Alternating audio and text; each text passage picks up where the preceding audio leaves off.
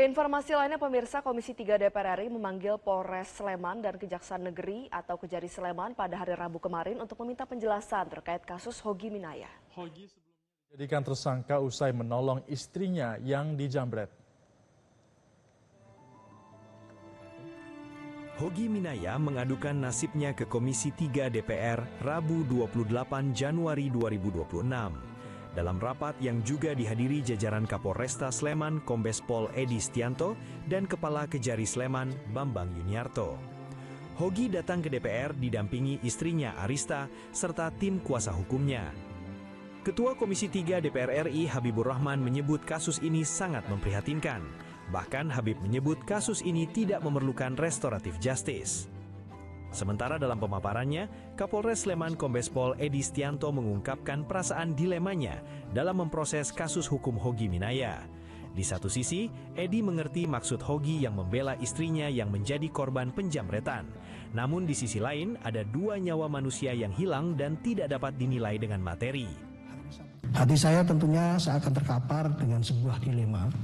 Di satu sisi telah hilang dua nyawa manusia yang tentunya tidak dapat dinilai dengan materi. Di sisi lain juga saya juga turut memahami apa yang saudara Hogi Minaya lakukan sebagai seorang suami. Mengejar pelaku penjamretan terhadap istrinya. Sebagaimana wajarnya seorang suami akan berbuat seketika ada seseorang yang menyerang istrinya. Dalam pertemuan tersebut, Ketua Komisi 3 DPR RI Habibur Rahman menyesalkan pernyataan Kasat Lantas Polres Sleman AKP Mulyanto terkait kasus Hogi Minaya. Habib menyebut penegakan hukum mestinya mengedepankan keadilan daripada sekedar kepastian hukum. Saya menyesalkan, di sini ada yang namanya Mulyanto. Saya menyesalkan pernyataan saudara mengatakan penegakan hukum bukan hanya soal kasihan-kasihan. Saudara harusnya pahami betul di KUHP baru pasal 53 ya, penegak hukum itu mengedepankan keadilan daripada sekedar kepastian hukum.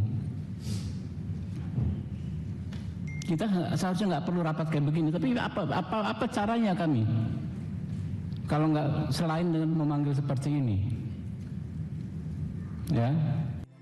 Kasus ini bermula saat Hogi dijadikan tersangka usai membela istrinya dari jambret pada bulan April 2025. Saat itu, Hogi yang membawa mobil bertemu istrinya yang membawa motor di turunan flyover Janti di Jalan Raya Jogja Solo. Namun tiba-tiba ada sepeda motor berboncengan menjambret tas istri Hogi. Hogi kemudian mengejar pelaku dan berakhir dengan saling senggol kendaraan yang menyebabkan motor pelaku terpental dan mengakibatkan kedua jambret tersebut meninggal dunia. Tim Liputan Metro TV. Jelajahi cara baru mendapatkan informasi. Download Metro TV Extend sekarang.